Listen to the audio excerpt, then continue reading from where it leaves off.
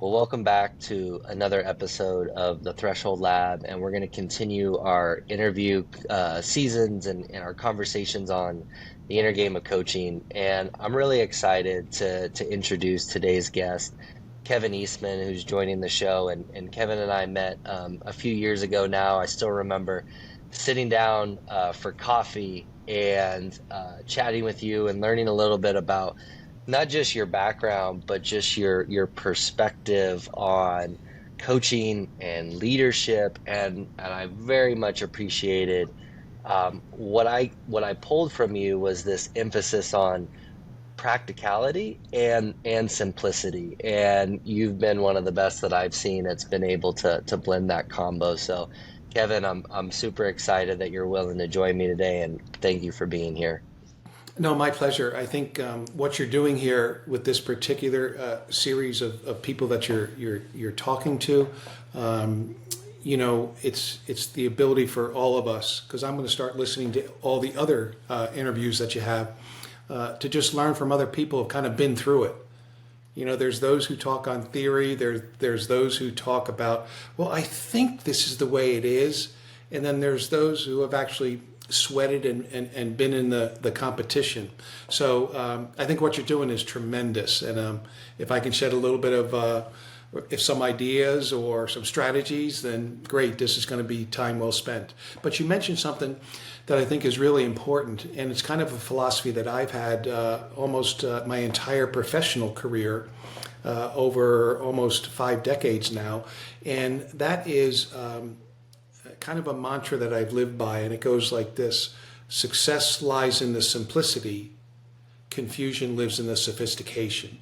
And there's so much coming at us in today's world, so much clutter, so much noise, whether that be in our sport or just coming from home or from our kids' lives, whatever the case may be, that if you can put time into trying to simplify the things that you do, the things that you say, the things that you believe in, especially if you're a leader or a coach, the more sophisticated, the more they're apt to have to think. The more they think, they don't react. The more they don't react, that play has gone by. Or in your world, that grounder has kind of passed me, right? So I'm looking forward to it. I have no idea where this is going to go today, but I'm willing to try and keep up with you.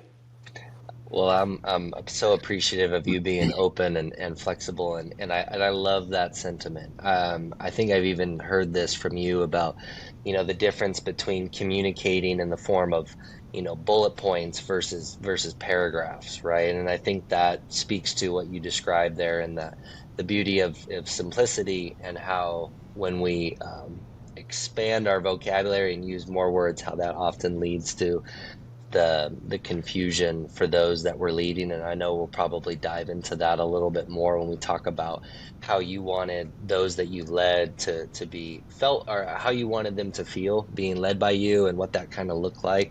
But I also know that you're coming in on almost a decade removed from being a full-time head coach, and I know you've been really active in that time since retiring from coaching. So I'm just kind of curious, as a starting point, what's been most exciting about the current work that you're doing?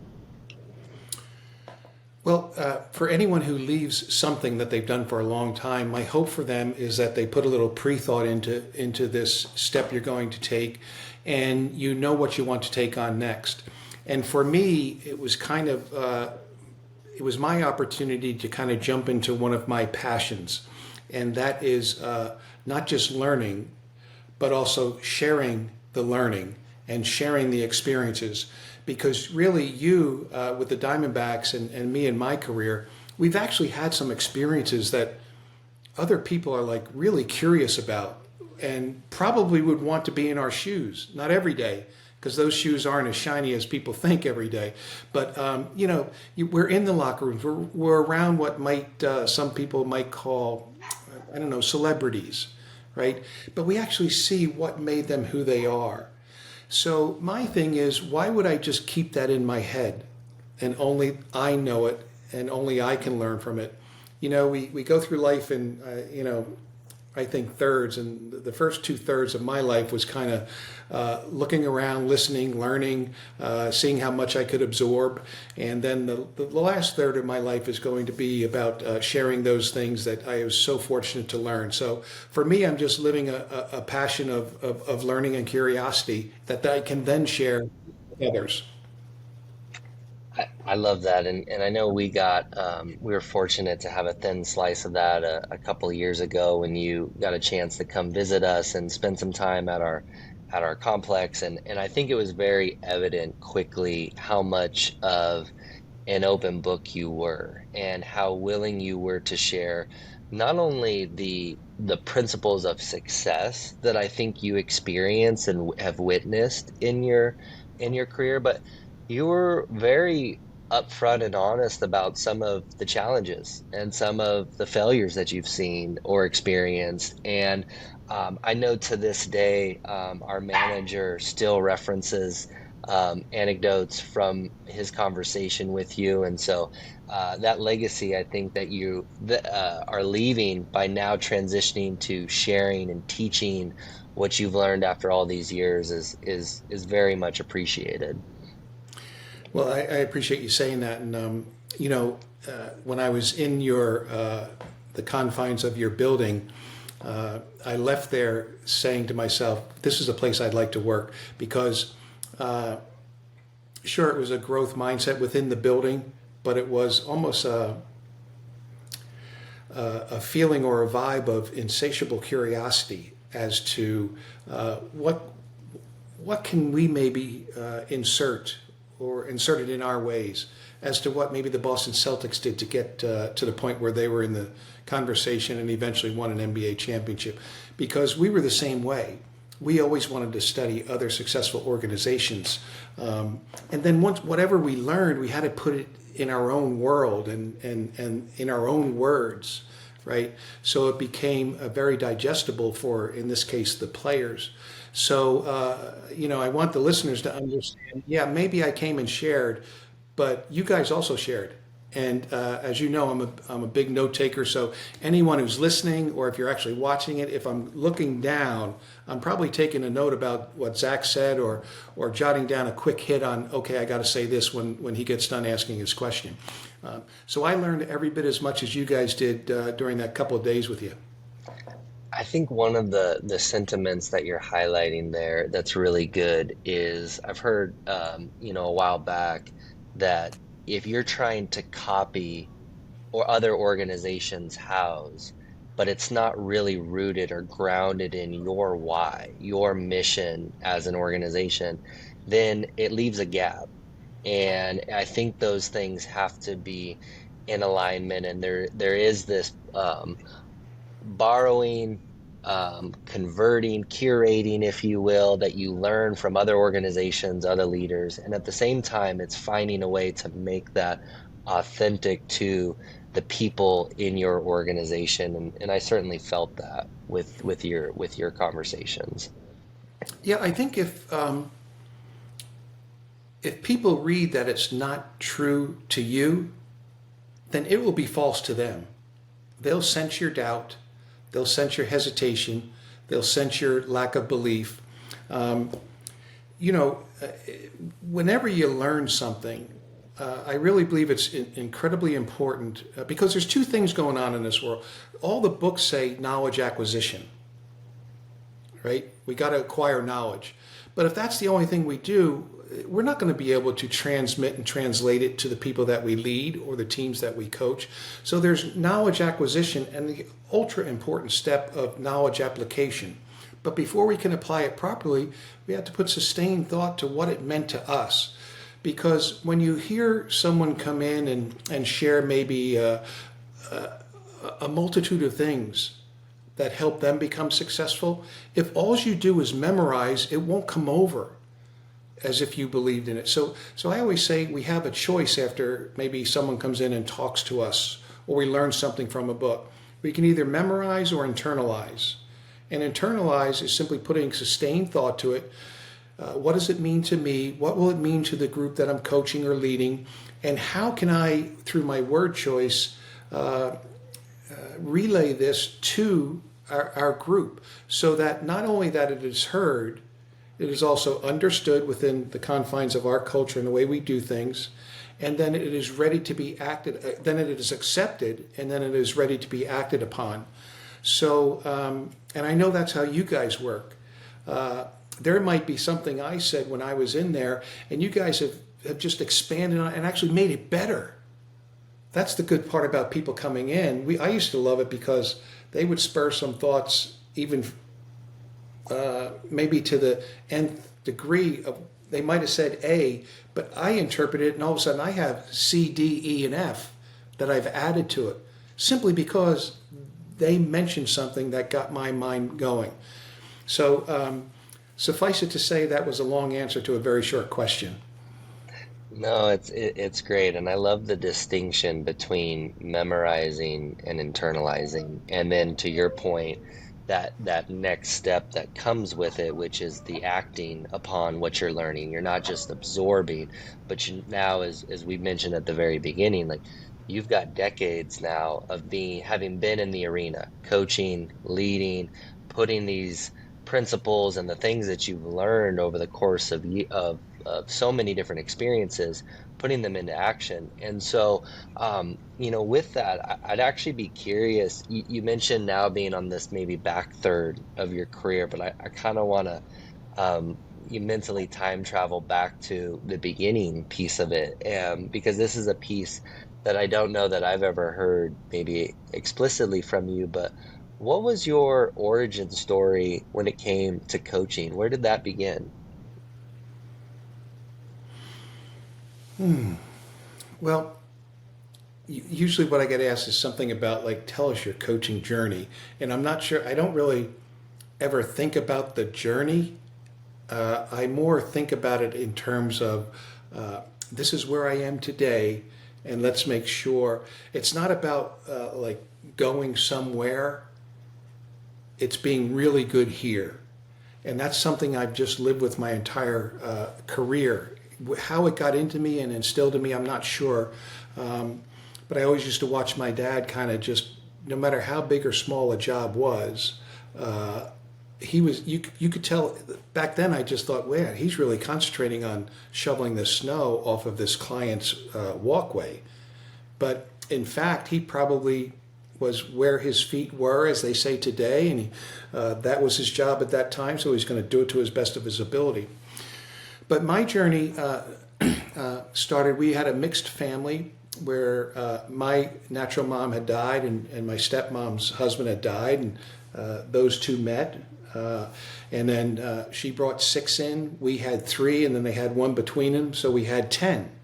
So when you're in a family of 10, especially when you're towards the younger part of it, like, you don't get to say much, right? So I was probably more in my head thinking than I was expressing with words or even joining in on conversations. Because if all 12 people joined in on a conversation, one question would last about 9 days, right? So I figured, okay, I'm the one that'll just listen and learn. And that's where I think I started to get one of my life's philosophies, and that's this: to go through life with big eyes, big ears, and a small mouth. To look around and learn. To listen deeply and learn. And then to keep my mouth shut, because every time I speak, I already know that, right? So I already know what I know, and if all I know is what I know, I don't know enough. Like, I need to know what other people know, right?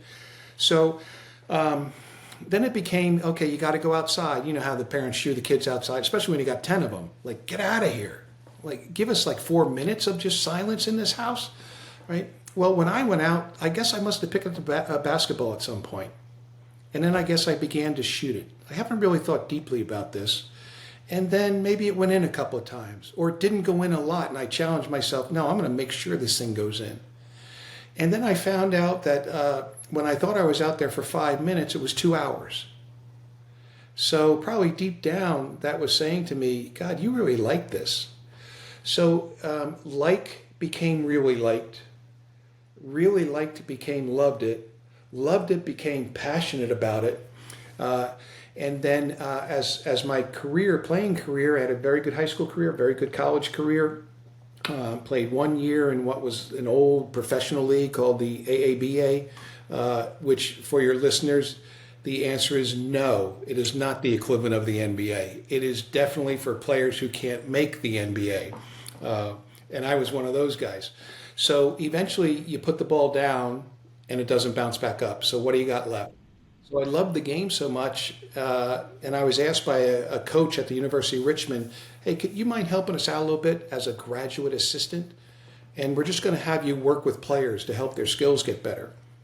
Thoroughly enjoyed that because I got to see somebody go from unsure to kind of sure to pretty sure to I got this, right? And when you can see a kid get to I got this, I don't need you right now in this area.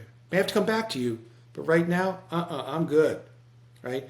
That to me put a smile on my face, and I thought to myself, gosh, I can actually really, the leadership books today talk about influence, and some people even define leadership as influence. I personally do not keep it as that short-sighted. To me, there's two other I's that are heavily involved in effective leadership. Sure, you can influence, but I also wanted to impact and inspire. I wanted to inspire guys to maybe take their game to a new level because that will help in so many other areas of their life. Inspire guys to want to come out on the floor and practice on their own to get better. Because if you need someone there all the time, I don't think you can get to where you want to go in any aspect of life. And then I wanted to impact that. Me being in their lives meant something. It helped them. And sure, it maybe have influenced them, right? And we do have to influence as leaders. We have to influence to the point where we get people to believe in what we believe in. We have to influence them to possibly change their behaviors to get to where they want to go. We have to influence customers in the corporate world to not only think about, but actually purchase our product, right? So I get the influence part, but I don't want to just do that. I want to do the other two I's. Mm. There's a lot we could, I think, dive in further to what you just shared. And specifically what I'd be curious about is when you think about those latter two, the impact and inspire, right? We know that success is rarely, if ever, a solo journey. So there's been people in your life, and you've already kind of maybe touched on some of them, who were important catalysts for you. But when it comes to shaping your coaching and leadership career and journey, who were those people that not just influenced you, but really impacted and inspired you? Yeah, well, so many of these names, the listeners would not know, right? Which is fine. It doesn't matter. The celebrity status doesn't determine the impact. What they give of their mind, heart, and past experiences determine the impact, right? So, and it's just not people, right? Books have coached me and still do to this day. Coffee sessions like we had.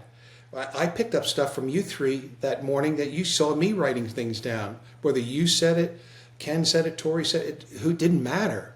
I didn't care where it came from. I just wanted to learn it, right? So some of my mentors are the written word, the books, the articles. Some of them are the YouTubes that I watch. I still watch YouTubes today, whether it be Nick Saban talking to a community group on leadership, or Pete Carroll up on the stage at USC. It doesn't matter, where. But there was my high school coach was very influential because he was the first one that showed me that, man, not only is it really cool, it's really effective if you actually sweat with your players. He would come out and be in the drills with us in the summertime. Right? And he was sweating too. So he didn't just invest his knowledge, he invested, in essence, his whole body. And then we came up with the term of players love coaches who sweat with them. Right? And not everybody can do that. Right? Because some of us, we have different body types, and maybe I have better knees than somebody else at my age, whatever. But people know whether you're actually in it with them. right? So Dave Wiedemann, my high school coach, and he also taught me that it's great if you play hard. It's also great if you play as a team. And it's also great if you know the game to make adjustments during the game. But guys, if somehow we can get all three together, we got a chance to do what we did, which was win a state championship, right? Because when I was coming up, I never felt I was as good as anybody else, so I was going to like out intensity them. It's all I knew. And unbeknownst to me, I actually had some skill too. And he's the one who kind of got me believing that, okay, you got your intensity, you play hard, you got your skill, so we cover that. Now let's start learning the game, because at your height, you're going to be a point guard. And that's a position that requires knowledge of game back in the day, you know. So there was that. There was guys like Lou Getz, the first guy I worked under. He taught me a lot about college basketball. There was a guy by the name of Hal Nunley, a Division III coach here in the state of Virginia, because I played at the University of Richmond, and I got to know him in the off season because I went and spoke at his camps, and then we'd go back in his office and just talk basketball. And he taught me something that's very powerful, that exists and really is important in any walk of life. And he said one day, he said, I want to tell you the four most important words in coaching and leadership. And I said, what are they? He said, well, they're going to be simple, but you got to understand, if you don't get this right, you're never going to get to where you want to go in coaching. I said, what are they, Coach? And he said, I'll say it in words that maybe he didn't use, but darn, it ain't working. Just 4 words. Darn, it's not working. And his point to me was, you know, Kevin, I know that you're smart enough, you're going to have a plan for anything that you try and take on. But so is the other guy. And when his plan is a little bit better than your initial plan, what do? Darn, it's not working. A new plan. I adjust. And he said, coaching is a game of adjustments. And back then he said, if you can make the third adjustment, you're going to win most of your games. I go in with a plan, he goes in with an adjustment to my plan, right? So that's number 1. He makes an adjustment, number 2, I got to adjust back to that, number 3. If you can get to that level of adjustment, you got a shot at being a really good coach. Mm. So different things from different people. But some of your viewers or listeners may know this name, Jay Billis. He's synonymous with college basketball on ESPN. And arguably is the voice of college basketball now that Dick Vitale is kind of, moving on. And Jay said something to me at maybe 15 years ago that has stuck with me. He said, Kevin, everyone you meet knows something you don't. So pay attention in case they mention that thing. And I was thinking to myself, well, I've never put it in those words, but I think that's been an ingredient of me being able to get to where I've gotten so far in life, is that these things I use a lot. Yeah, it ties so well to you describing earlier, wanting to have, big ears and to listen first. And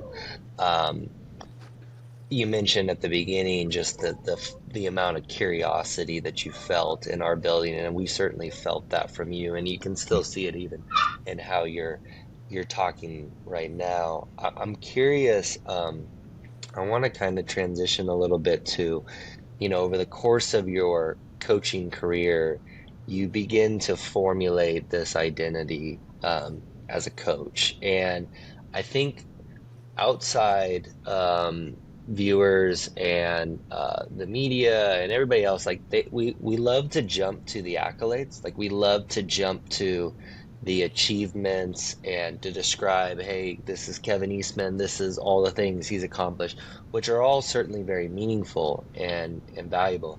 And I'm kind of curious, like if we stripped those things away for a moment, how would you describe who you were as a coach? When I started, Yeah, as you started, and that'll probably segue into maybe how that evolved as you continued.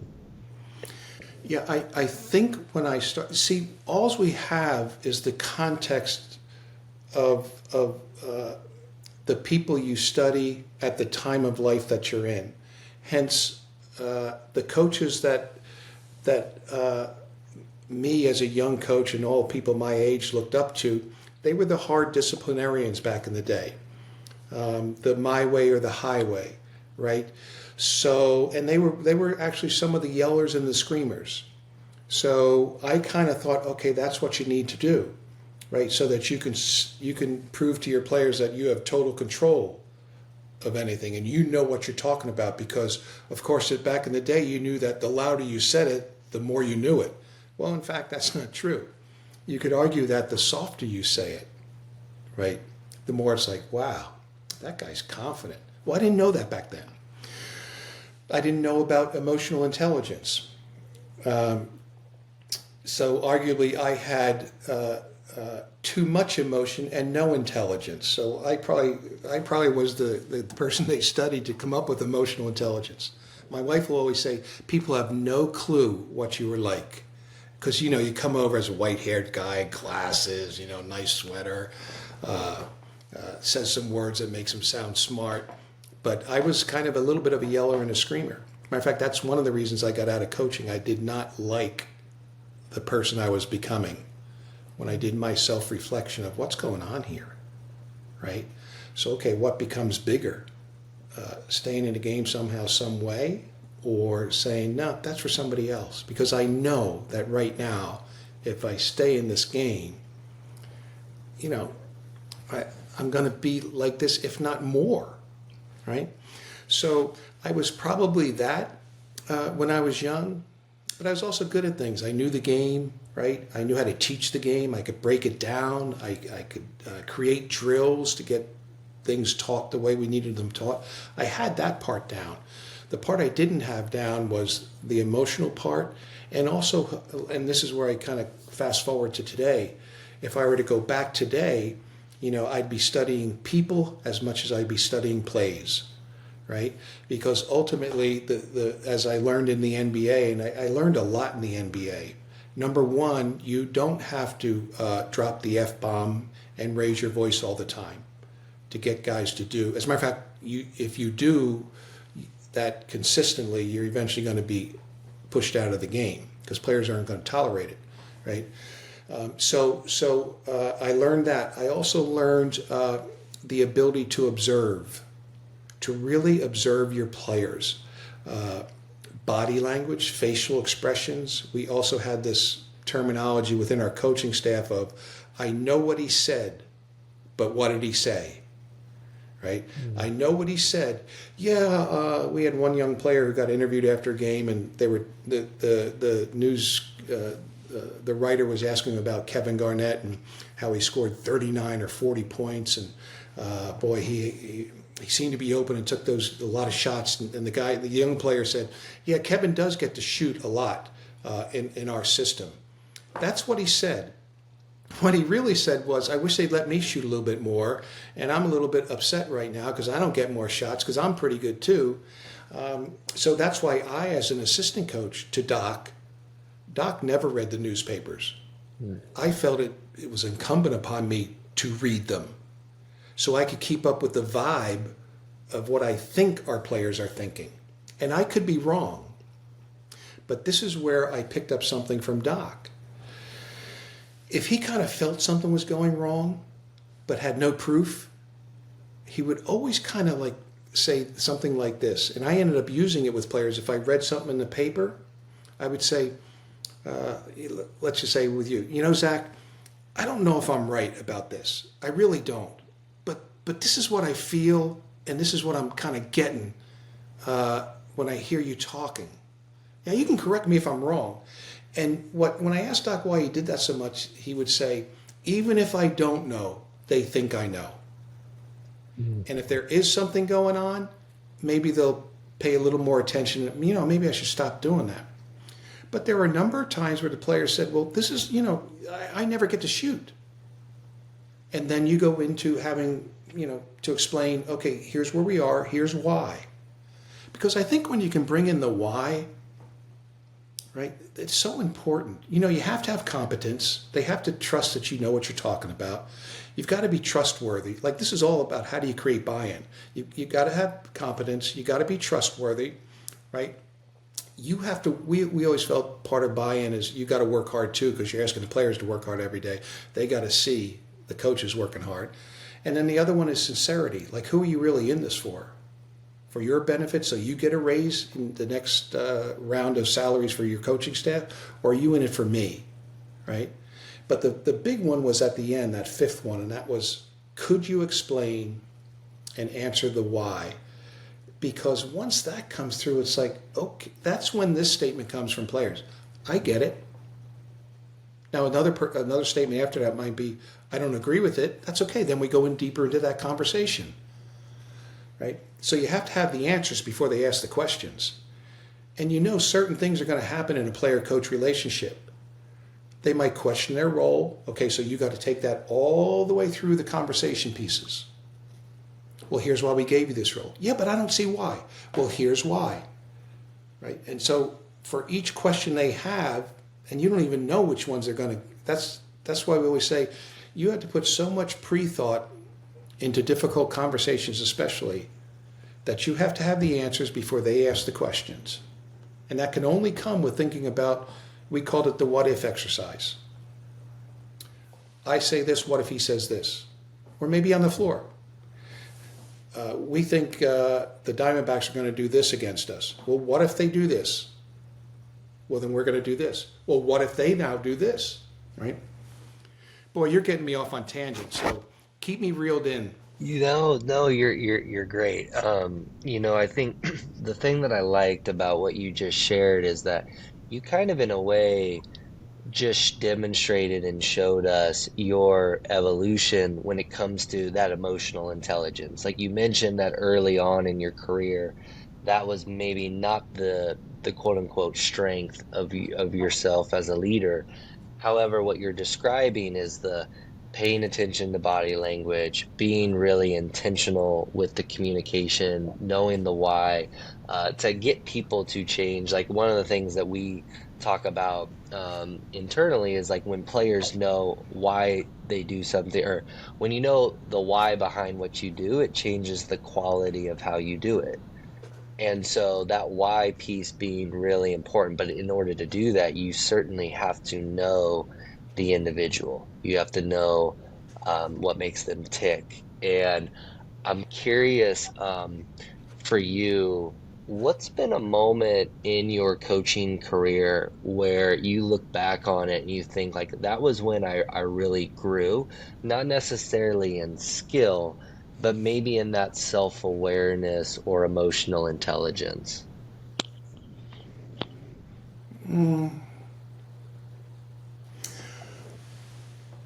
I guess in the emotional intelligence, there was one point at which I was really getting on a player late in my career in college coaching, right? The good part about being an assistant coach in the NBA, you don't ever have to get on players really. That's up to the head coach. Like you actually you drive the ice cream truck a lot of times. It's the head coach that actually drives the bulldozer. And I joke there, but actually the reverse should be true for an assistant coach. We should have some bulldozers too, so that the head coach can kind of get a day off, right? I call it weeding the garden, right? We should be weeding the garden every day, getting them when they're that big, so we can pull them out. Not easy, but easier than that thing that grows up this big, and we got to get this big machine to come in, right? Because every assistant coach should understand this. Our head coaches that we work for, like in my case, Doc Rivers. Doc was at his best coaching when all he had to do was coach. He didn't have to worry about this little mini discipline. He didn't have to call this guy. We weeded the garden, right? So that gets me to, I have no idea what your original question was. I was going to try and fake it, like, okay, I was going to try and keep talking until I remembered it, but That's you okay. said tell the That's truth okay. on this. Well, and if nothing comes to mind, I have a follow-up. But what's a Oh, yes. moment that when you think back to your coaching career where you felt like you did grow in terms of self-awareness, emotional intelligence? Does any particular moment or interaction come to mind?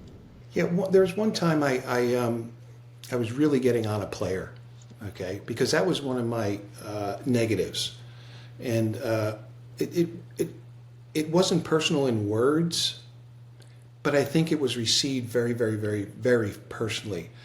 And for some reason, my eyes caught on to like the look in his eyes, not so much his whole body, but it was like this, like self-defeating, like there he has no belief in me. And I actually thought this guy was a very good player, and he was very valuable to us. So really, what I've done is taken a very valuable player and diminished him to the point where he had no belief in something I believed in that he could do, right? And it's a small little thing, but it really hit me because for some reason there was some transfer or something where, man, I got to stop doing this. Mm. Like this, forget about whether it helps winning or losing.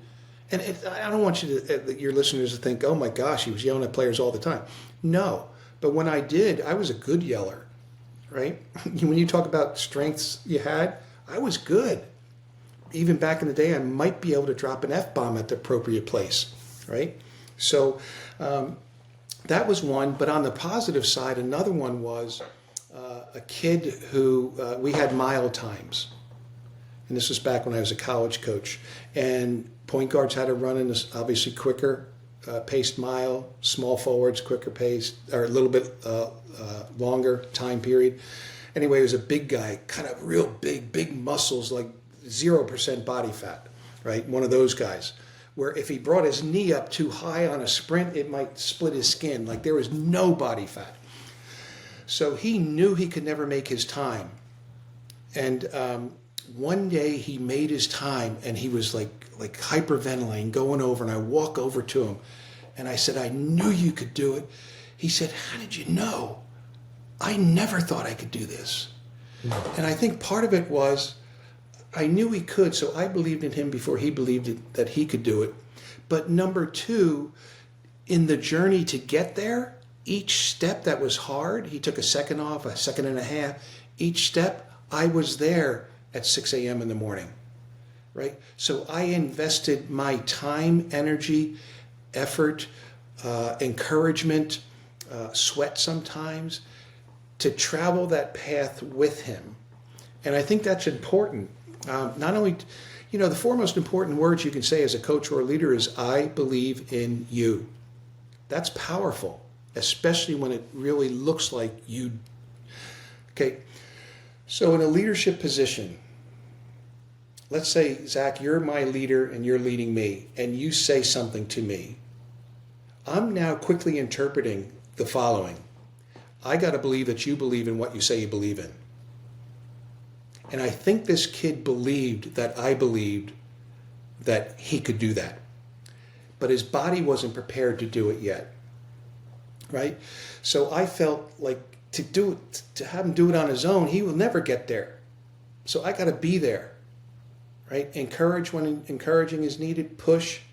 Because no matter how you cut it, and I know people are all relationship oriented today, and be careful of what you say and what you do. Everyone who has gotten to a high level has been pushed, has been challenged, has had expectations put on them. Now, they're not always comfortable, but they are an ingredient to getting over a hump that a lot of people don't get over, right? Like, I got to believe that most of the players who make it in your sport have been pushed and challenged and still are at some point. So my point here is, if you really want to get somewhere, if there are some athletes listening to, or anyone really, if you really want to get somewhere, push, challenge, and expectations are actually positive words that are hard to do. Mm. One of the things that I think you're offering a distinction around is in that moment, your ability to convey your belief in that player wasn't just through what you said, it's what they saw from you. Also, it's you showing up every single day, being there, and also modeling for them that belief and that trust, and setting those expectations and things like that. And I think that's such an important piece of leadership that you talked about at the beginning, where players love coaches who who sweat with them. And I think one of the adages that I've come to appreciate for me, and I don't know what your own feelings are around this, is that, before you can lead others, it's important that you lead yourself. And there's obviously a lot of layers to that, a lot of directions within that. But when you think about that sentiment of leading yourself before leading others, what comes to mind for you? Well, I think I really like don't get what leading yourself means, but I do get this, and I think this is actually what they're saying. But I really study myself. Like I know myself, and more importantly, when it comes to leadership and maybe self leadership, I know the things. I call them GAPS, which is an acronym: Greater Awareness of Personal Shortcomings. I am aware of my shortcomings, right? So I've got to fill those gaps with maybe someone else, or fill those gaps with my own educational journey to learn that. So when I'm trying to learn who I am and know myself, I've already learned something from the emotional intelligence conversation we've had, right? Well, that takes place in everything. But more importantly, the two things I want to get at, because I do want you to be able to ask some other questions, because it seems like I'm going like 25 minutes on each question. But I want to know about what I don't know that I need to know to be an effective leader. So that may be an education process for me. I have to study it and think about it, ask other people who have been there. But I also want to know my demon triggers, right? That thing that I'm leading this group and somebody just like upsets you and you go into like, young Coach Eastman mode. Now, I never did that in leadership positions, but things that can really get you off track. Like, what are those triggers, right? Because I always try and catch myself. And as I got on, as I got older, this word, I don't even know if I've told my wife this, but anytime I got into that point where I'm about ready to like explode, I got to the point where I could always say the word, it was a single word, and it was pause. I just said it in my own head, pause. That was my trigger to turn the switch of the other trigger off for a second. And then I quickly thought about those questions that you read about in the books, right? Does this need to be said by me? Does it need to be said like right now, right? Those were the two big ones, right? Does it even need to be said, right? That was the other one. So I quickly ran through those, and many times it allowed me to just like, okay, take a step back. Now, this whole process took about 6 seconds because I had ingrained it into my head, right? When I first started to try and learn this to help myself, because I self-evaluated and self-reflected, I actually did a little white index card that I had on my desk that had those 3 questions on it, because I saw it every day. And even though I maybe didn't consciously, intentionally like think about it every day, I saw it and I probably read it every day, and it stuck in, and then it became a habit. And I still do it to this day. Is it foolproof? No, because human beings are fools, right? We're fools, so nothing's foolproof. We all fall into fool territory or demon territory at some point. That reflection exercise makes so much sense, especially when it comes to, potentially challenging conversations that you mentioned, or reflecting on interactions that you've had in a specific moment. And I'm curious, like on maybe a broader level for you, when it comes to filling those gaps, that greater awareness of personal shortcomings. What did your process look like maybe after a season when it came to maybe auditing yourself and identifying how you wanted to work on those gaps? Well, first off, I understood, or I had to understand, that I was hired for a role. So I went back and looked at my role or your job description, right? I'm sure Tori has certain things under your pitching coach and your hitting coach and all that sort of stuff, even for you guys. So I looked at that, and then I tried to evaluate where was I in each of those areas. And it wasn't a one day, like 1 week thing, because I tried to, what I would do is actually on a yellow legal pad. I didn't really do the computer as much. I just wanted, because I wanted to write. When I write out things, it sticks more with me. So I took every part of my role and put it on one sheet of paper. And then for a couple of weeks, whatever I thought, good and bad, I put underneath that category. So that was number one in self-reflection. And some people might say, well, because I think you should do two things in life. And you and I have talked before, like the coffee and out in your facility. So you've probably heard me say this, but two things I think all of us need are to have truth tellers in our life, and number two, to do a truth audit. The truth audit is your self-reflection piece we're talking about. And some people, when I do talk about this in my talks around the country, both in corporate and sports, really, I consistently get this question. Well, I don't really know everything I'm not good at. That's where you need your truth tellers. But if it only comes from your truth tellers, I don't think you're reflecting deep enough, long enough, and with as much quality as you can, right? Because there has to be some things, and even if you have to do this, when something bugs you about something you did, write it down, because you'll forget it in 2 months. And at the end of the year, look at your bug list. The things I did that bugged me, right? Or Oprah Winfrey has this thing. She said this on our last show, take action on the things that whisper to you, right? Mm-hmm. So it might be, darn it, I should be better in those right after practice players upset, and I didn't really I didn't diffuse it properly. So I got to learn how, at the end of the season, if that whispered to me, I got to learn how to diffuse arguments or conflict or something. Right? Could be a pat on the back. Could be an arm around the shoulder. It could be a real hard truth. Hey, Zach, you know what Doc said? Like, I know you're upset, but it's true. It's true. And I'm coming at you as not upset at you at all. I'm coming at you as, I don't want you to be in this position again. But what he said, if you go home tonight, you know it's true.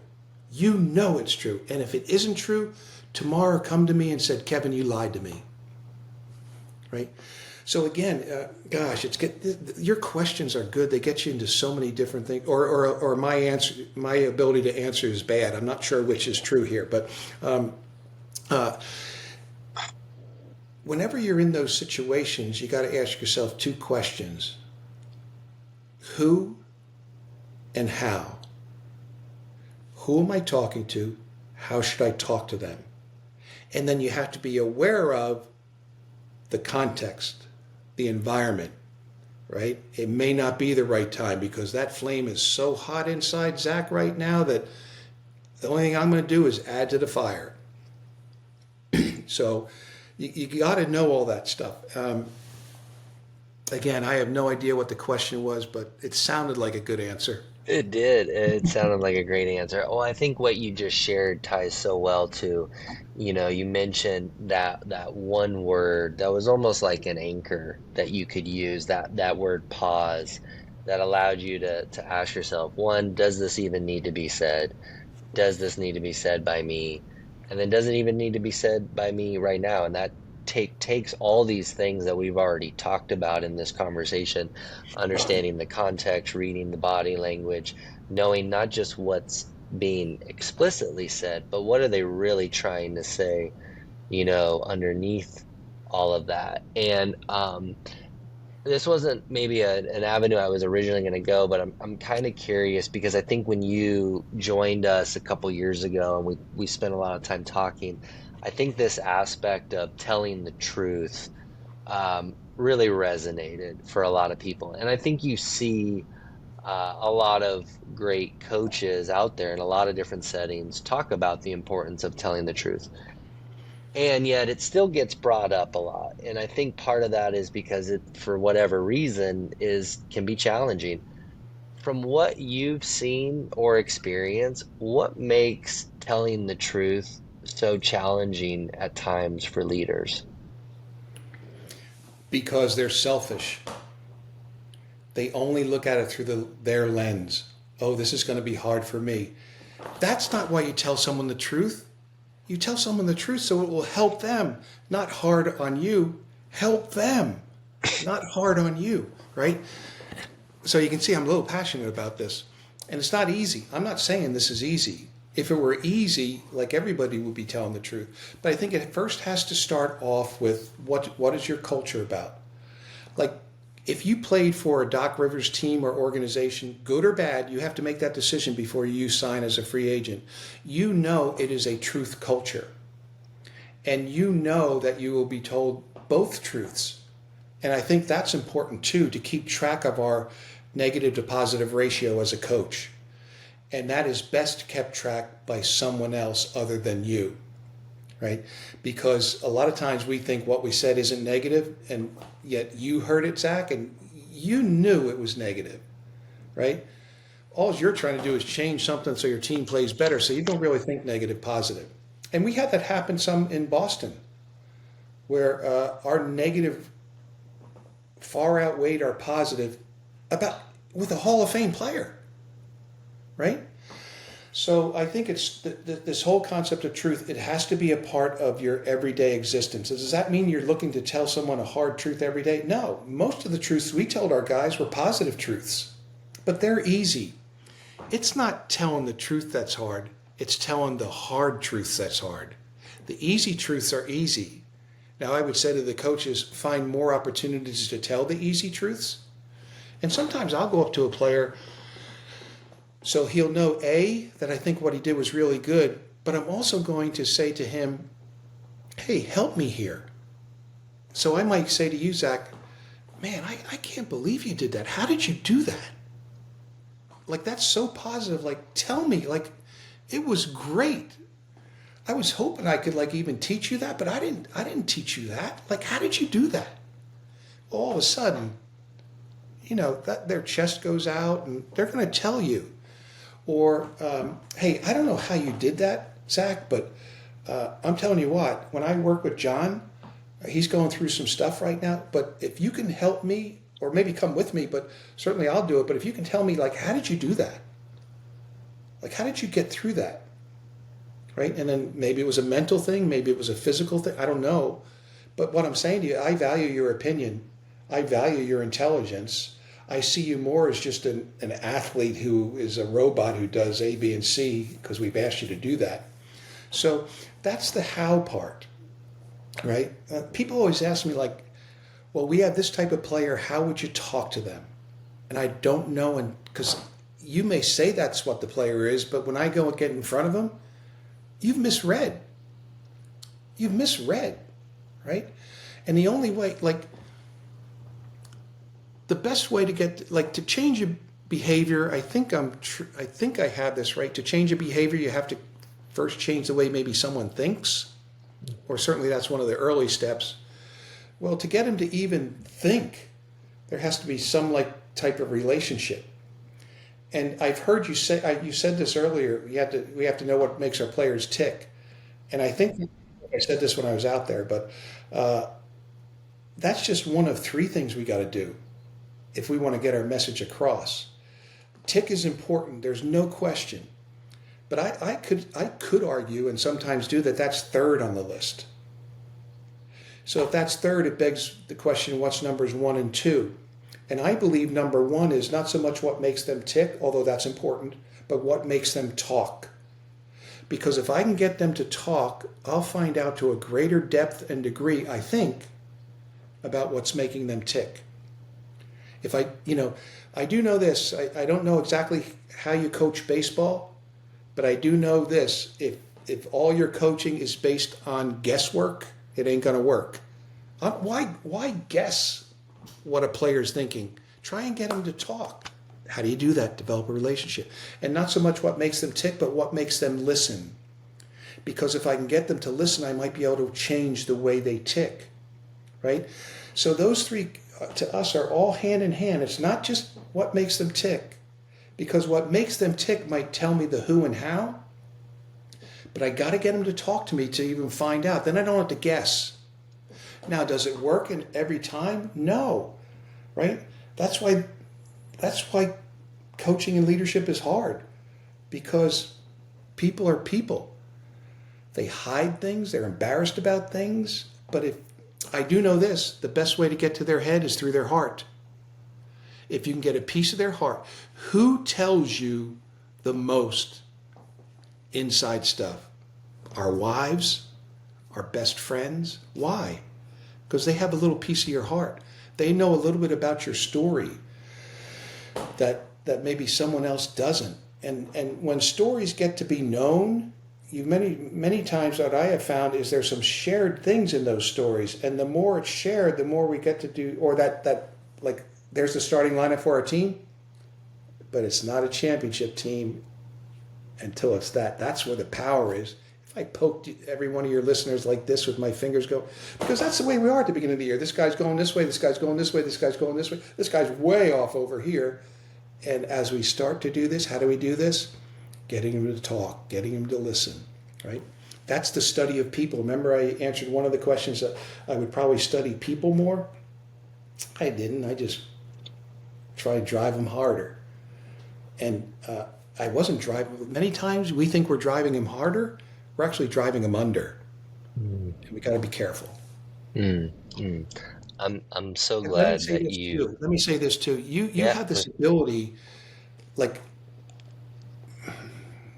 so I give an answer, and then you have this ability to extrapolate, which I think is very unique. I wish I actually had this. Very quickly, like what I said in like 6 words, or you can categorize it in this area. So, boy, I commend you on that. oh I no, always think it was the lesson, but you have a way of figuring out like a category, or you can bring it back to something else. So well done. oh no. Well, I mean, you honestly, I don't think you make it difficult. I know you said you feel like you're maybe going in a lot of directions, but there's the challenge is I think there's so many avenues, even through what you've shared already, that we could continue to dive into. And I'm so glad that you picked up on that breadcrumb earlier with the tick, because I was really hoping that you would talk about that. I will say this for me personally, that distinction that you shared a few years ago around, tick being number 3.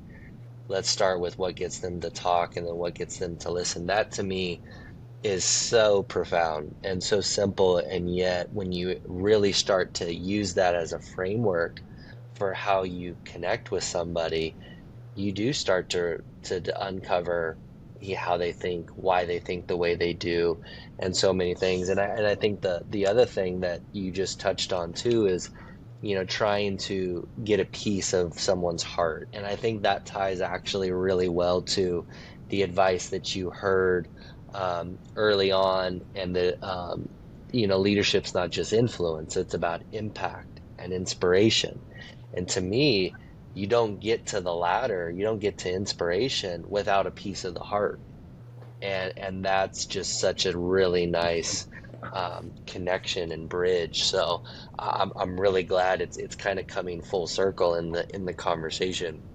And there's a part of me that wants to keep going down this road. And I'm also thinking about, while I have you, just some of the experiences that you can bring that I think are unique. And I think one thing that your background is a really healthy balance of not only having been a head coach, but also an assistant coach.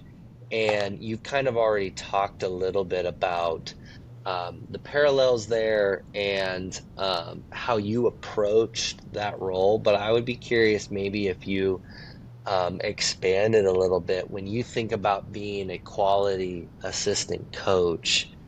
Um, what does that look like for you? Well, number one, it gets back to that role thing. Understand it, accept it, execute it, and try and improve upon it. So that's number one. Just making sure, do your job. The old Bill Belichick, New England Patriots philosophy. Do your job. And we added to it. We actually added a word. We said, do your job completely. Completely. Right? Don't do somebody else's job. Just do your job right now. If someone else needs help, fine. But do your job. I think in today's world, being an assistant coach, You have to be, you should study problem solving and difficult conversations, because we should take those on, I believe, at a higher rate than the head coach does.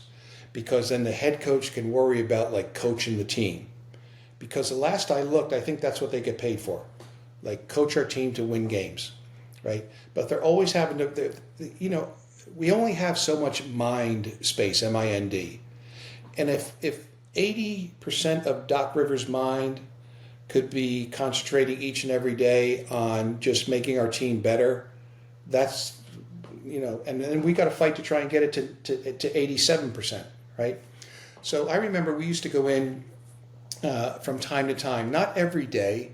I don't want it to seem like that, but go in to Doc's office, and I would say to him, what can I take off your desk? What's something that really you don't have to do, but someone gave it to you to do, that I could do? And trust me, Doc, if I need your help, I'll come back in, right? So that his desk is clean, to concentrate on game prep, to concentrate on maybe a player he has to talk to today and what he feels are the 3 bullet points he needs to really hammer home with that player, whatever those things are, right? So that would be another aspect of leadership, right, is to lighten the load, because, you know, our roles are different as assistant coaches, but our job is the same. Our roles are hitting coach, pitching coach, base running coach, shooting coach, free throw shooting coach. Those are our roles. But our job, help Doc Rivers win games. That's our job. Do everything within our power to help him win games. What's within our power? Talking to players, keeping a vibe on the locker room as best you can. Watching players, okay, who's up, who's down today, right? How can I avoid them doing something in, say, this practice session that would take everybody's mind off, you know, like everybody goes crazy, okay? So I try to really get better each and every day at reading our players coming into the practice facility. How do you get the fence sitters off the fence? Like, everybody wants to work with the guy who wants to work every day. There are those guys, which I used to call before yous. They get there before the coach. Where were you, coach? I thought we were working out. There are those guys who get there on time. There are the fence sitters who, they're sitting on the fence. If you don't come and ask them to work out, they'll eventually get off the fence and go back to the locker room and go home. And there's the never shows, right? If you can get the never shows and the fence sitters, and how do you do that? Relationships, explaining why, talking about their career. You mentioned earlier about the word truth. I would go through like an exercise of questioning with players. Hey, I just did this, I'm not going to name the team, it was an NFL team. Sat down with their head coach for 4 hours, Monday or something like that, earlier this week. And he was asking like how can we get these guys to like really get into like skill development? I said, well, I don't know if this will. It helped us, and it helped me in particular because I was in charge of skill development at some of the places. And I would say, okay, do you think if we came back at the same level we played at last year, or you played at individually last year, we could make a jump in the standings or be even better this year? They all answered no, right? Well, do you think skill development can help us get there? Yeah, everyone answers yes. Really, you're kind of leading them along, right? Taking that horse to water, right? And then how important? And they'll usually extrapolate a little bit about, well, it's really important because if I improve my skills and Zach improved his skills, that's 2 out of our starting 5, so we should be better. It keeps going, right? And then I say, okay, so would you agree that at some point during your development of skills, you probably need to know where you are? Oh, of course. So really what we're talking about here is you need to hear the truth? Yeah. Now, do you want me to tell you the truth? And this is how I say it with this body language, these hands. Do you want me to tell you the truth? Of course I do. And in the off season, they all do. And then this is the big question. No. And I asked that a couple of times. Are you sure you want me to tell you the truth? Yeah. Are you sure? Coach, I'm sure. Quit asking me that. And I said, well, I go, one more question. What is it? What, you want to ask me, do I want to take the truth again? No. I'm going to ask you this. Are you willing to hear the truth when you're pissed off at me for pissing you off? And they always say, yeah. I said, okay, let's review. Do you want to hear the truth? Yeah, I want to hear the truth. No, no, no. Do you want to hear the truth? Yeah, I want to hear the truth. Do you want to hear the I want to ingrain it in their head, this conversation. It's going to be hard for them to forget this conversation because I've asked them, do you want to hear the truth like 70 times? But it's the big one at the end. When you're upset with me, with your circumstances, with the head coach, do you still want to hear the truth? Because if you do, now I set the guidelines of the truth. It's only going to really be the truth. I'm not going to try and lie to you to get you to do something, right? I'm not going to do that. Number two, I am going to deliver every truth with respect and the two most important things I can give you as a coach. And they're 2 4-letter words. You know, and they always think it's the F-bomb, right? Because that's what coaches say a lot. No. Those 2 4-letter words are TIME and CARE. I'm going to spend the time with you to get you to where you want to go. And I'm going to care about your career, right? And people can say, well, you're probably caring about my career. No, my career will be taken care of by your career being taken care of, right? If everybody on our team gets better. Now, some rules that we talk about with the whole group, we get them together and, okay, we've all agreed that the truth is important.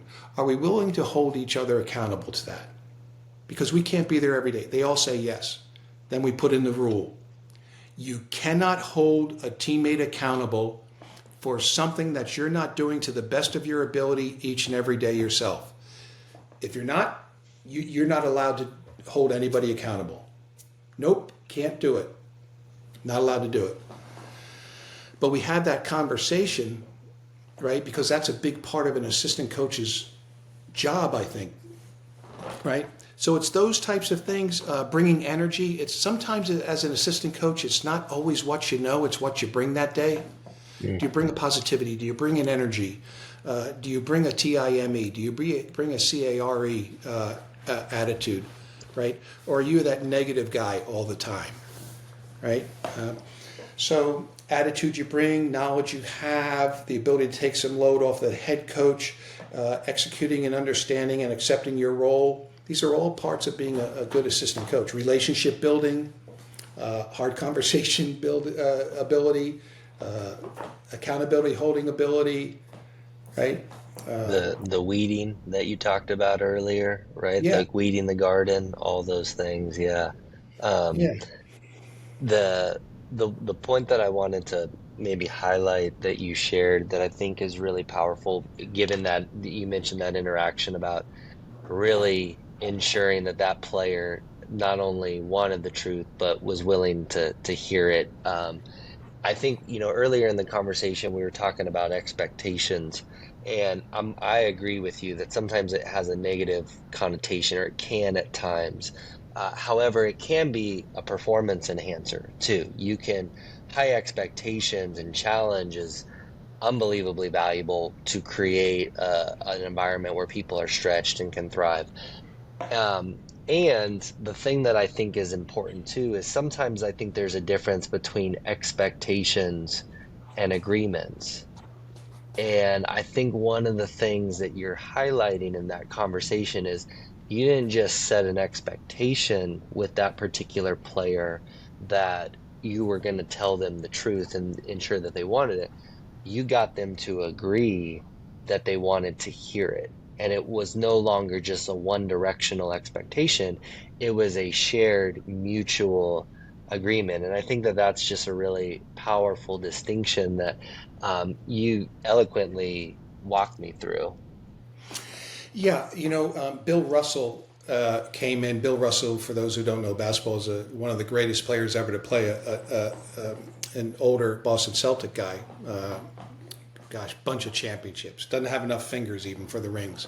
So he once told one of our leaders that, there's 3 ways to lead. You can get out in front and pull them with you. You can get behind them and push them forward. And you need to do a little bit of that throughout the course of a year. But the most powerful one is when you get shoulder to shoulder, put your arm around that person and walk with them. And that's what you're talking about here. That's the visual example of the expectations and the agreement working hand in hand, because that's why people feel the pressure when the expectations are only emphasized, delivered, and agreed upon from one side, right?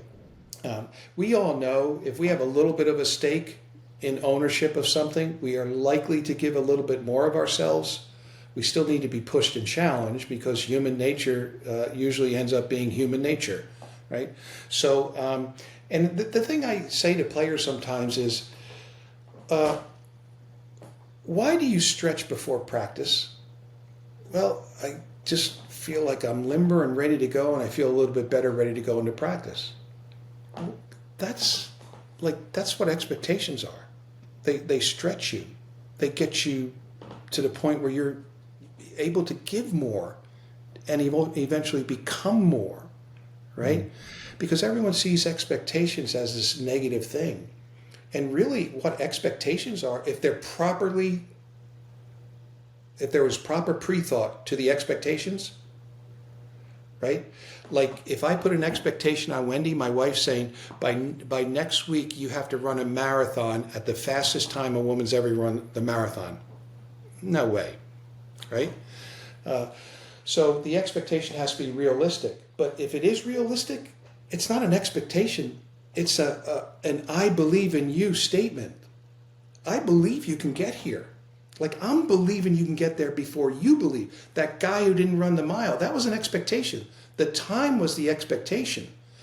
But it really, to me, was a belief that you can do this. Now, because expectations are going to be hard, I think you as a leader, you as the coach, should be there during the journey. Not every day, because a coach is supposed to help you get there, not do things for you, right? So, because the only way to get there is to make sure that you put your body into that position and you've done enough reps, either mentally or physically, that once you're there, like they say, next man up. How dumb is that? I don't want next man up. Anyone can get up. This guy walking on the street outside of my home office here, he can actually get up off of a bench and get ready to go in a game. I want next guy prepared, not next man up. Because everybody who has an injury and the guy comes in and does well and helps the team win, or maybe even has to play a whole bunch of games, it's not next man up. That was next man prepared. Not next man ready. Anybody's ready. What's ready defined as? Kev, you ready to go in the game? Yeah. Take off my warm-ups, stand up. I know, gosh, I've been here enough to the Celtics, the Boston Garden. I know where to check in. Yeah, I'm ready. Are you prepared? Do you know our pick and roll coverage? Do you know our adjustment? Do you know your guys' tendencies? Do you know what we just called the play in the huddle? Right? That's prepared. We want next man prepared, not next man up. So, but I think so much of it is you can't get guys to agree with everything you say, but you have to give them the opportunity to see things, number one, the way you see them, and number two, that it actually, like, everything a coach says doesn't have to automatically go into the negative box and then work its way to positive, right? Some of it is as you deliver the message, you talk about the why, give them a chance to say, no, I don't, like, Rajon Rondo was the ultimate challenger. Why can't I just do this? Okay? Well, you had to have an answer for that. Like, whenever you worked out with him, you didn't just prepare your drills. You prepared for questions that would be asked because they might be more important than the drill work you were doing, right? So that's the who and the how. When you work out with Ray Allen, this is one of the things I was telling the NFL team the other day. You got to go back and evaluate, like, all these things we're talking about. You don't have to worry about any of them with Kevin Garnett. He can do everything a coach wants him to do because he just does it. But it's those guys who impact winning that are not the Kevin Garnetts, and on a basketball team it might be three. Might be three guys that are either fence sitters, dragouts, or never shows. Those are the guys, like, if they matter, you got to get it right. Like anything in the organization that matters, you got to get it right. Like if your hitting coach matters, you got to get that hire right. You might be able to get the assistant turning first base corner coach. You might be able to get that one wrong because the head assistant turning first base coach. You got to get that one right. So whatever matters, this is one thing I was telling the coaches. Who really matters that isn't like fitting the description of like a good skill development player, like a guy who's bought in? Well, it's these three guys. Okay, then everything we talk about today, it's geared to those three guys. Now, some of it you may have to use with one of the guys above, but for the most part, those three guys, you got to get them from here to here, right? So it's knowing your team. Like, that's why, like another part of the assistant coaches, like who and how, like who are they? Like how do we address the challenges that they are putting, talk about challenges we put on them, they put challenges on us, right? Teach me better, get me off the fence. Well, they shouldn't be in the pros if they're sitting on the fence. Well, guess what? There's some that sit on the fence. There shouldn't, some people sit on the fence in your office, right? So, well, you got me going on that one. I mean, yet again, there's multiple avenues I would love to go, and I want to be, sensitive to your time. This has been a really great conversation. I have a couple, I think, final questions that I'd love to ask. One is a little bit of a follow up to what you just spoke about, because on one hand, you talked about expectations and the pressure too that can come with that, or what can be felt from that. And I think one aspect of this is we've talked about that a lot in the form with players, but I would be curious for you, what helped you manage and navigate not just the expectations but the pressures and the real, like the toll that being a coach at the highest level demands. What kind of helped you manage those aspects of coaching? Well, I don't know that I ever managed them well, quite frankly, because when I was in college coaching, when I was a head coach, we didn't have your guys' positions back then. They just didn't exist, right? And that's where, as a coach, at some point you got to say, look, this is beyond my scope of knowledge. I need help here, right? I may be able to stop this for a day or two, but it's going to come back. So that's when we need the performance coaches, the mental coach. So I think there's an understanding of when, no, this is not something you deal with. Somebody else who knows this stuff has to deal with it and has studied this stuff. So for me, like as a head coach, I put so much pressure on myself to do well, right? And then sometimes when you do that, it gets, you make it personal. Like every mistake is yours, and then it starts building, right? Instead of having 3 suitcases, I used to do this in coaching clinics. I would have like 20 suitcases, right? And I would have a person start walking across the floor, or and then we start putting suitcases, and they hold them, and all of a sudden that's the weight that eventually builds on you if you don't have an outlet, right? So, the only thing I used was win, and win gave relief, not joy. It gave that's when you know you should probably get out of it. If it's just, we won, rather than celebrating it with the guys, or maybe some guy did an unbelievable job for us. You say it for 3 sentences in the locker room after the game. No, do more than that. Go up, hug them, right? So I would be a much better, well, I don't know. The players would enjoy being coached by me much more today, right? Because I've learned you didn't have to be who I was, right? So, but, I probably, thinking back on a head coach, the one thing I probably would have done that I think would have helped is kind of what Coach K did. He had his whole family immersed in the program, right? And I don't know why, you probably do, I don't get it, but they are. Women see things men don't see, they feel things men don't feel, they read body language way better than us for some reason. So she probably could have helped me a lot on and she's a truth teller. Hey man, you can't how would you like if they did that to Jake? Oh yeah, I never thought of that. Our son. Never really thought of that. So maybe having her involved would have helped me.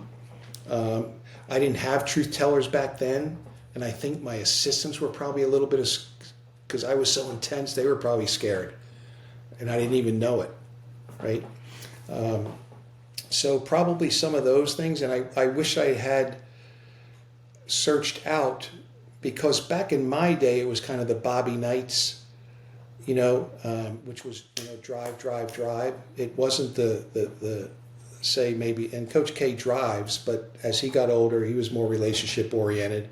Like relationships, I never heard that word, right? So if you don't hear it, why would you probably even think of it, let alone think it could help? So I would probably say some of those things, but I'm not a good person to ask, how did you manage? Because that's why I'm sitting here today. I didn't manage it, right? It's what drove me out. I did not like the person I was becoming, but I was smart enough to know I was dumb enough to coach that way. Mm. So, and I also knew kind of what I was going to do next. I kind of enjoyed speaking, and I kind of enjoyed teaching the game. So I first got into doing skill development clinics throughout the country and doing things for Nike, and then that got me into some speaking engagements. I like those, and now that takes up a good portion of my year. Mm-hmm. Appreciate your honesty in that. And it's funny, I've now interviewed a handful of different people, different coaches for this first season, and I think there's been a common pattern in almost all of them of having referenced their spouse at some point in the conversation, and just the role that they certainly play. And so it certainly reminds me, one of the best pieces of advice I felt like I got, this was back before I transitioned even into the professional baseball sphere, was you want to make sure that you marry up for sure. You want to make sure that you find somebody who is ready to be with you along that journey, and just how important that person is, not just for your well-being at home, but also again how they support you through your profession. And it almost, as you were talking, I was like, it'd be an interesting season is to almost interview spouses of coaches, and just, it would be, I mean, what a A lot of unique secrets perspective. And then we could compare and contrast the two. Well, This is what they said, this is what the reality is. so you talked to Chris Peterson, right? Yeah, Did he talk about his conversation with his wife? he did. Yeah. Yeah, I mean, so powerful, right? So good. And So that good. I don't know if did he get into societal pressure versus the comparisons? Yeah, he did. He did. Unbelievable stuff. One of the lines too he shared that has resonated with a number of our coaches is how unfortunately easy it is for some to go home and then they just dump out all their trash on the table for their spouse, and just like how often that happens versus coming home and getting to a point where when you walk in you can be fully present and leave. And again, it goes to what you said, that it's easy to say, it's not easy to do, but that has been a common theme amongst all of us, all of you that I've spoken with. And that kind of brings me maybe to this last question that I'd love to ask, and it's a question I'll ask every guest, just because I'm always really intrigued by what responses come of it. But you've done a lot as a coach. You've also done a lot of things beyond just being a coach too. So I'm curious, you can take this in whatever direction of your life you'd like, but what's something that you're proud of that maybe you don't normally get an excuse to talk about?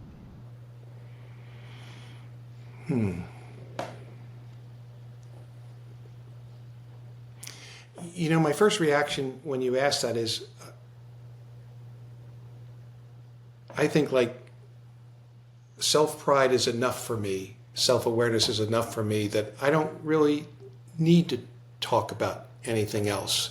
Um, and even though I do play the comparison game, probably, even though I'm told not to, I think probably everybody does at some point. I try and play it to not so much where do I stack up against that person, but what are they doing that I'm not doing that I should be doing? It gets back to the leadership thing of one of the things of, you know, I need to know what I don't know to get to where I want to go. So, you know, I don't really, I guess I want some of the outside pats on the back by letting people know I did this. Uh, but, you know, people will always say to me, well, you don't tell everybody, like, I didn't even know you were speaking. You don't like do it on Twitter or Instagram or all that. I don't, I just need to know that the person I went to or the team I went to or the organization, I don't know, sends me an email at some point saying, hey, that was really good, right? That was enough. So um, maybe I should say it's too late, but I finally accepted that my wife Wendy is actually really smart. And I would actually be the best coach in the NBA right now had I listened to her. No, I don't know, Zach. There's certain things. Remember, we were talking about some certain questions that my mind just never goes there. Hmm. So I don't know how to answer those. So I don't know. That's totally fine. That's totally fine. No, I think it's a good culmination to the conversation of just like I mentioned at the beginning a couple of the things that I've really grown to admire about you in the last few years of having to get to know you and having these conversations. But the other one is humility, and I know I actually have your book next to me here, why the best are the best, and it's still one of my I think favorites that I often recommend to coaches and practitioners and leaders. But there's a whole segment and a lot of references in there into that humility. And I think in this conversation, again, your humility certainly comes through and is felt. So I just want to kind of conclude this with just, again, a massive thank you for taking some time to dive into some of these topics, some of which I know we've exchanged about in the past, and some of them have been new. And it's been Yeah. fun to see the tangents and the rabbit holes that we've gone down. So thank you. Yeah, well, I definitely did both of those really well. Went off on tangents and went down rabbit holes. Um, Those are so often the best, though. yeah, but you know, you mentioned humility, and I don't like, I don't. It's just like I just am who I am. Um, but I do know this. People often say, "Well, Kevin, you know, you've accomplished a lot, but you seem to be so humble about it." And that probably went back to my roots of, okay, you know, why would, you know, this little kid from Haddonfield, New Jersey, how did this happen? So being appreciative of each step, and those people who helped you get there, even the ones that you don't even know helped you get there. Someone who might have said something to someone else without you even knowing that now planted a seed in that person's head that, wow, Kevin is like, even in speaking, you should bring him in. There's times where I'll ask people and they say, oh, well, someone in the crowd over in Barcelona heard you speak and we were looking for a speaker and boom. So you never know, right? So be appreciative of everyone who enters your life and even those that don't. And be appreciative that there are people listening, right? Because you never know when they're going to help. But it gets to the point of this. When we go back to the topic of leadership, humility is a separator. It really is. You mean you got to create the vision, and you have to have the goals and the metrics and all those things, and you have to be able to adapt and adjust to the environment and the changing times, all that are in the books. But as you may have heard me say, I have this thing called leadership Velcro, and sometimes leaders will be going here, and their team's going this way. Right? There's a disconnect. Sometimes the leader is there, and the guys they're following, but they're a little further behind. Those successful organizations, there's the leader, boom, like they're wherever the leader goes, man, I'm following because I believe in that leader. And humility is one of the pieces, like the ingredients of leadership Velcro. How do you get people to really get there and really follow you closely? Because you're only as good as the people doing the work, right? Like it's not always just about you. It's the ability of the people to assign them the proper work, and they do that work. And humility is one of those ways where you can be a little bit different in a very positive way. Humility has an incredible effect, which I have found just in my own life, on people. Vulnerability has an incredible effect on people to get them to first maybe like you a little bit. Then when they like you, they're probably going to find out a little bit more about you. Then they trust you. Then they respect you. And wow, if you get those three things, like, trust, and respect, you're in a pretty good position to lead and to get people to follow your leadership. So I kind of ended on that thought because you brought up the word humility. No, it's a perfect thought. Again, I think it brings it all together. I know you've shared in the past that there's a difference between being a learn it all and a know it all, and how much you've wanted to err on the former. And I think again that doesn't happen without that humility and that curiosity. So I'm just really grateful. You mentioned this last kind of, or this uh, next third of your professional life being this space of sharing all the things that you've learned. And so I'm really grateful for you taking the last, hour and a half or so to continue that with our listeners. Well, here's an episode for you. A visit with Kevin Eastman. I know what he said, but what did he say? So you can unpack it. That's perfect. That's perfect. Well, I mean, I'm gonna do that in general just because I want to go back through, because I know that there's nuggets and breadcrumbs that you left in there that I couldn't keep up with. So I'm very appreciative. I think this is gonna be the type of episode that those that are listening. Um, I usually am the type, I will be honest, I listen to most podcasts on time and a half speed. I like to be quick with my time. I would say this is probably an episode to maybe slow it down to make sure you don't miss anything, because I think you dropped a lot of great nuggets. So thank you. Okay. Well, tell everybody out there with the Diamondbacks I said hi. Yeah, I will for sure, Kevin. And if Yes. I Thank get you out so that way, I'll call you guys, and maybe I can watch you guys play a 9 inning game. Yeah, we'd love that. Yeah, we'll do coffee again too. So thank you again. All right. Thanks, Zach.